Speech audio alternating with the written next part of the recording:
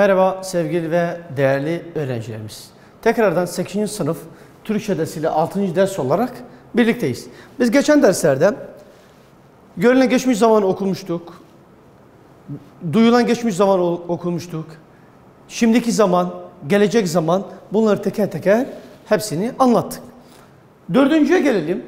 Haber bildirme kiplerinden en sonu olan geniş zaman. Geniş zaman. Bir bakalım geniş zaman bizde ne ifade ediyor? Hangi zamanı ifade ediyor? Tanımına bakalım. Fiile getirildiği zaman fiilin geçmişte, bak, fiile getirildiği zaman fiilin geçmişte başladığını, şimdi devam ettiğini, gelecekte de devam etme ihtimalinin olduğunu söyleyen, haber veren, bildiren kiptir. Yani bize ne diyor? Hem geçmiş, bakın, hem geçmiş, şöyle, geçmiş artı şimdiki artı bir de gelecek. Yani üç zamanı ifade eden kiptir bizde. Yani geniş zamanından bahsediyor. Yani geniş olarak hem geçmişte, gelecekte ve şimdiki zamanı ifade ediyor. Bu kip ne diyor? Bildiğimiz gibi hem ne diyor? Dediğim gibi geçmişte, şimdiki, gelecek zamanlar içine aldığı için geniş zaman kipi denmiştir. Yani geniş zaman ne diyoruz? Geçmişte, şimdiki ve geleceği ifade eden tek kiptir. Yani üç zamanı kendisine alabiliyor, yapabiliyor. Önemli notlarımız var burada. Çok önemli notlar var. Onları birbirine karıştırmamak için. Önemli notlar. Bak birinci. Bak şuraya şöyle yazalım. Bu bir. Ünlü ve çok heceli fiillere. Bak hem ünlü yani A, E, I, I, U, Ü, O, Ö. Bu harflerle yani ünlü harflerle yani sessiz harflerle bitenlere ve çok heceli yani birden çok heceli yani 2, 3, 4, 5 olduğu takdirde yani ünlüyle bitiyorsa birden çok heceli fiiller olduğu zaman biz ne koyuyoruz? Re. Biz ne koyuyoruz? R2 koyuyoruz. R2 koyuyoruz. Örnek mesela söyle. Bak birinciye bakalım. Ünlüyle bitmiş mi bitmemiş mi? Evet. Ünlü harfle. İkinci çok heceli mi? Söyle. 1, 2. Yani iki heceden oluşmuş. Yani iki heceden oluştuğu takdirde hemen ne koyuyoruz biz? R2 koyuyoruz. Bak ne oldu? Söyle. Ne yaptık? Re. Söyler. Bak re. Söyler. Yani geniş zamanın ek olduğunu ele alırsak re ya da ir, ur, ür şeklinde oluyor. Fakat burada önemli notlar var. Birinci notumuzda neden bahsediyor? Ünlü ve çok heceli. Yani birincisi ünlüyle bitmesi lazım. İkincisi birden çok hece olması lazım ki re ekini ekleyelim. Söyler. Bak söyler. Başlar. Bu birincisi. İkincisine bakalım. İkincisi ne diyor? Tek heceli fiillere. Bak yukarıda ne dedik? Ünlü ve çok heceli fiiller hem ünlü A, E, U, I, U, Ü, O öyle bittiği zaman bir de birden çok heceli olduğu zaman R alıyoruz. Bak dikkat. R. Sadece R koyuyoruz. Ama ne diyor ikinci notta? Tek heceli fiillere R eklerinden biri gelir. Yani eğer tek heceli olduğu takdirde tek heceli bir hece ne koyuyoruz? R şeklinde koyuyoruz. Mesela bak sonu ünlü harfle bitmiş mi? Hayır. Kaç heceden ibarettir? Bir hecedir. Yani bir hece olduğu zaman tek heceli fiillerine koyuyoruz. Bak, bakar. Yap, yapar. Bu şekilde devam ediyoruz. Burada önemli bir tane notumuz var. Bak çok önemli bir tane notumuz var. Önemli notlardan birisi de bak birincisi ne dedik? ünlü ve çok heceli, ünlü ve çok heceli ile bitiyorsa, yani ünlüyle bitiyorsa, birden çok heceden oluşuyorsa biz sadece hemen R işaretini koyup geniş zaman yapıyoruz mesela. İkinci önemli not. Tek heceli fiiller, yani tek heceli yap, söyle, mesela bak, git. Şu şekilde tek heceli fiillere ne olur? Ar ya da er ünlü uyumu, eğer kalınsa ar, eğer inceyse er eklerine biri gelir. Bak, bakar. Bak şöyle yapamayız. Bak dediğimiz zaman R koyalım oraya. R mesela. Artı R ne olur? Bak böyle olur. Bu yanlış. Bak neden yanlış? Bak. Kaç heceden ibarettir? Tek hece. Yukarıdaki birinci not ne diyor bize? Ünlü ve çok heceli olması lazım. Burada ne diyor? Bak bir tek hece. Bu bir. Tek heceli fiillere ar er eklenen biri gelir. Yani bu tek heceli olduğu için ne olur? Bak, bakar. Bak ar şeklinde yazdık. Not, aşağıdaki 13 fiil bu kurala uymaz. Yani istisna durumlarıdır. İstisna durumlarıdır. Yani bu kurala uymazlar yani. Hemen hani diyoruz ya, bak örnek verelim. Gel, gelir oluyor. Bak, gel, gelir. Al, alır. Bil, bilir. Biz ne dedik orada? Mesela şu bilir yazalım. Bilir. Bilmek. Fiil kökünü aldığımız zaman ne kalır? Bil. Biliş şuraya yazdık. Tamam. Ünlü ve çok heceli fiillere R gelir. Kaç hece var? Burada bir hece var. Bir hecedir. Tamam. İkinci nota bakalım. Tek heceli fiillere ar er eklerinden biri gelir. Kaç heceden ibarettir? Bir. Yani ne yapmamız lazım? Burada biler dememiz lazım. Fakat bu yanlış olur. Bu 13 tane fiilimiz var.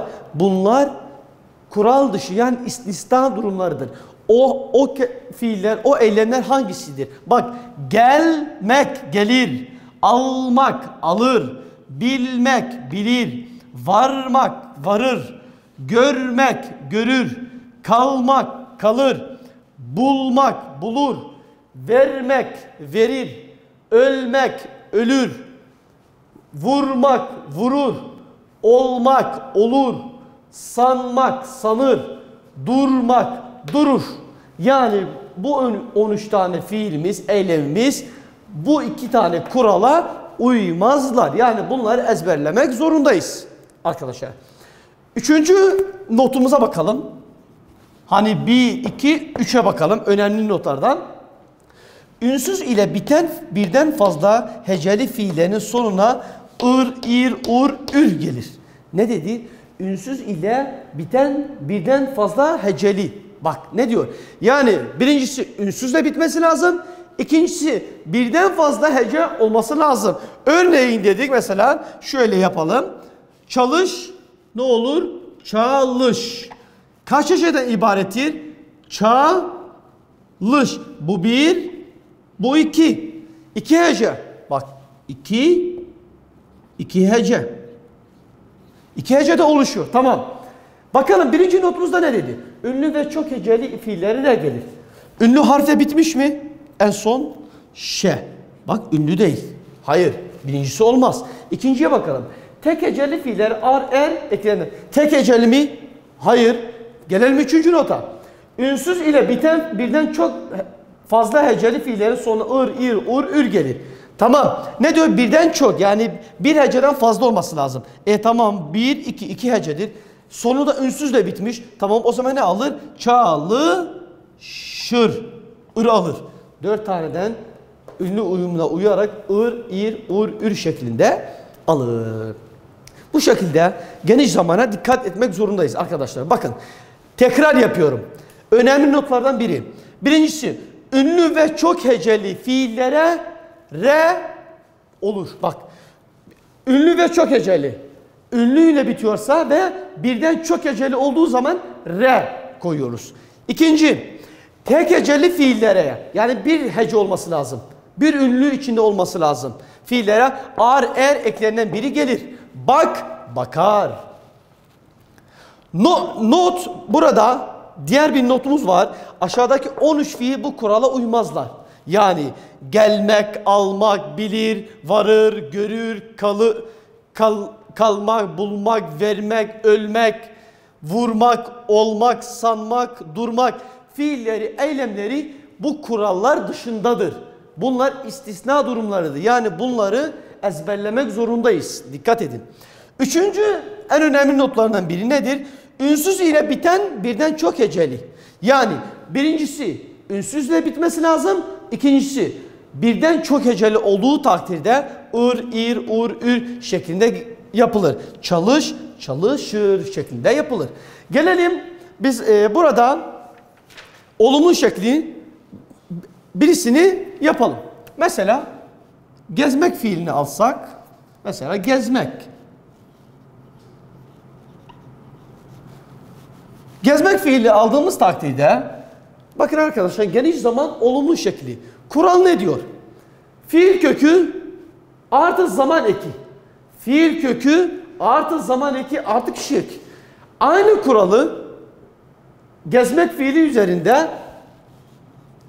fiili üzerinde uygulayalım. Tekil birinci kişi kim oluyor? Ben. Tamam. Fiil kökü gezmek, gez. Zaman eki hangisini alır? Hadi arkadaşlar bakalım. Burada ne dedik? Ünlü ve çok heceli fiillere R gelir. Ünlüyle bitmiş mi? Z. Hayır, ünsüz. İkinci nota gelelim. Tek heceli fiillere ar, er eklenen biri gelir. Gez, tek heceli. O zaman ne yapıyoruz biz burada? Ne yapıyorduk? Ar, er gelmesi lazım. Üçüncü nota bakalım. Ünsüz ile biten birden fazla heceli fiillerin. Bak ünsüzle bitmiş. Tamam doğru. Ama birden çok heceli mi? Hayır. O zaman ikinci notu ele alırız. Gez, er. Bak ince, ince. Ne olur? Gezerim. Ben gezerim. Bak neden ar, er aldı? Çünkü tek heceli ve ünsüzle bitmiş. İkincisini yapalım. Sen gez, aynı şey fiil kökü. Zaman eki hangisini alır zaman eki? Aynı gez, gezer. Ne olur? Gezersin. Tekil üçüncü kişi yapalım.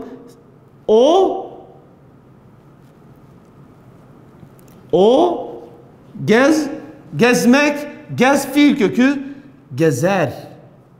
Şöyle, gezer. Yani şurada hiçbir kişi eki almaz. Çoğul üçüncü kişiyi yapalım. Biz